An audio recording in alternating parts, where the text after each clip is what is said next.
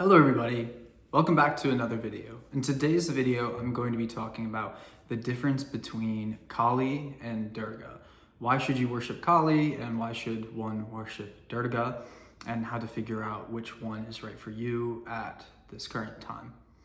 So to do that, I'm first going to break down who is Kali and who is Durga.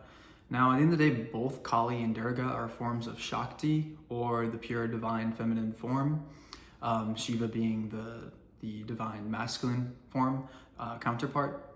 So Shakti is basically, she has multiple different forms, two of them being Kali and Durga. Kali is more so the tantric version of Shakti, and Durga is more so the sattvic version of Shakti. And so what does that mean? Well, tantric basically means raw and primal, and sattvic is more pure and meditative. And so now, given the time that we're in right now, the Kali Yuga age, one would surmise that, since it's the Kali Yuga age, Kali would be one to be worshipped. And that is correct. Given the Kali Yuga age, she is probably the most powerful form, most direct form of Shakti to be worshipped during these times. And what does that mean? The Kali Yuga age basically means a time of increased suffering. So out of all the times our soul could choose to incarnate, we chose a time such as the Kali Yuga age where there is increased suffering. But with increased suffering actually comes a little bit more of freedom when it comes to doing sadhana, in the way that doing sadhana is kind of like, since we're on very hard mode, if you ever played a video game that's on very hard mode, you gain more XP the more challenging the campaign is. So in a sense, if you do sadhana during the Kali Yuga age, since there is so much of an illusion during this age, right? And it's harder to find the deities, in the sense, if, we lived in a world where it was common knowledge that Kali was the divine mother and Durga was another form of the divine mother, and everybody knew that, then you would see that, okay, then doing something as simple as sadhana is just as simple as, doing a morning stretch, because everybody, would do it because they would all realize and understand the benefits.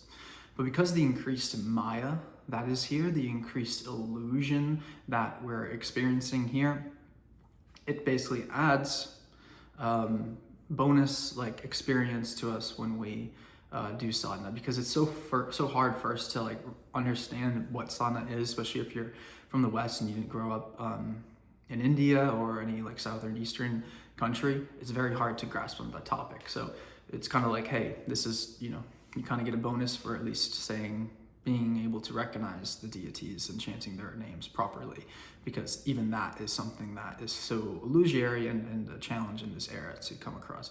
Whereas in a Sati Yuga, everybody would know the names of the deities, so just a simple chant, you'd have to, do something a little extra. That's why people would, do sadhana for years and years and years and years and years on end to be able to achieve the same feat that in the Sati Yuga age. You can probably just shorten those, multiple years just to one short year. So that's the benefit of being in the Kali Yuga age. But this video is about how knowing when to worship Kali and knowing when to worship Durga. So like I said, Kali basically for now is the deity to worship for these times.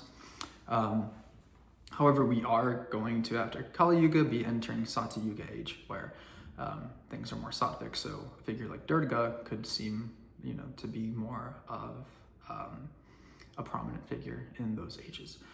And I'm gonna also now break down, using the chakras, the difference and why to worship one over the other, and the differences in the pathways. Like I said, Kali is more primal and tantric, so this kind of means with the Muladhara chakra, for instance, for the root chakra, or desire to eat, this kind of means that if you're on a path of Kali, it opens it up where there really is no limitations on what you can eat. Avoid cow at all, completely. But basically it opens up to you being able to eat meat and other things like that, and chicken and alcohol and different things like that in moderation, and they can be given to Kali as a sacrifice, whereas Durga, she would want more sattvic foods. There's more rules attached to a path with Durga. They have, moving on to the Swadhisthana chakra, with a Kali path, it kind of allows you to, it allows freedom where there really is no, you don't have to make any like celibate pact when doing Kali sadhana, but with Durga, you have to be, she's more sattvic, so it's people who do her sadhana take a vow of celibacy. And with the Manipura chakra, again, with Kali, this allows you freedom where you can chase your desires. And with Durga, it's probably just more like, what I could say from this, like it has to do more so with ego. And so with Kali and Kali Yuga age, you can show more ego. With Durga, her ego is more so the fact that, right, Kali is primal, Kali is unclothed, and Durga is clothed, and she is sattvic. So she is kind of like, the best way I can think about this with the ego is how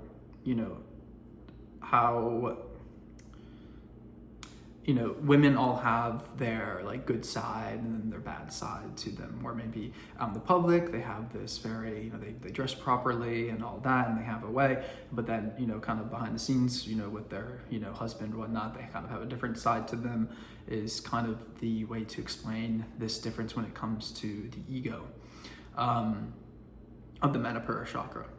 Something else I would like to point out here with both Kali and Durga is that they all both have 10 different forms that are worshipped, and those 10 different forms, they have kind of a similar, like a parallel where each of Kali's forms lies in a certain chakra, and then each of Durga's forms lies in a certain chakra.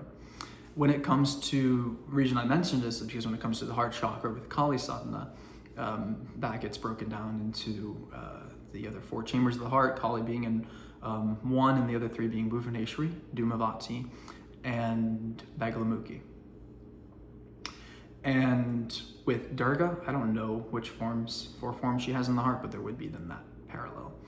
And it kind of goes and continues with the chakra, with the 3rd chakra and the 3rd eye and the crown. It just kind of, it ultimately will lead you to the same place, but the pathways in which they take you are different. And also, at the end of the day, there's a bit more like lax rules when it comes to the tantric path, with Kali, Durga being a lot more, requiring a lot more of like abstinence and just being more rigorous with your sadhana.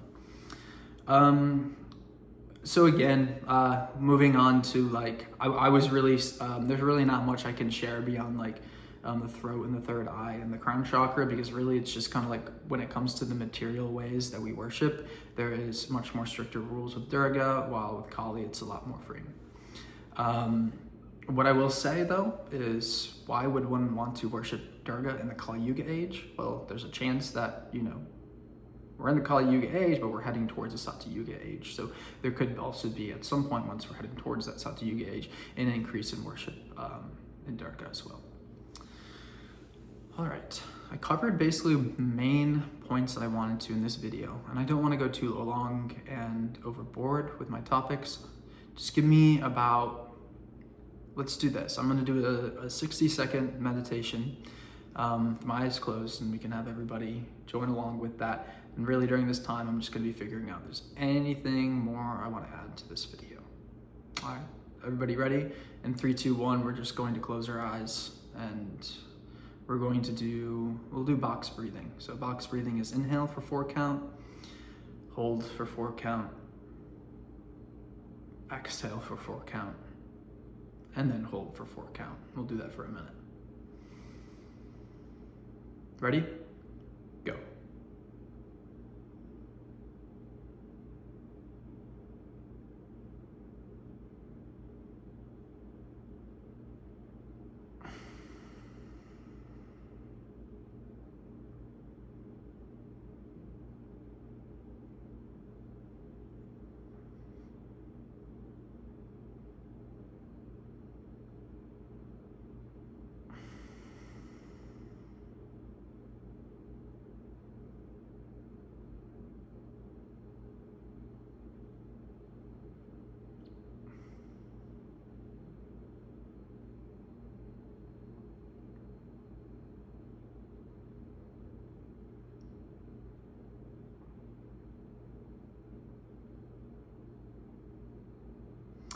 Only thing I wanted to add additionally was just to talk a bit about the iconography. So Durga, she has a lion as her vehicle, so she's seen with a lion, and Kali doesn't necessarily have a mount. She's normally seen just standing on top of Shiva.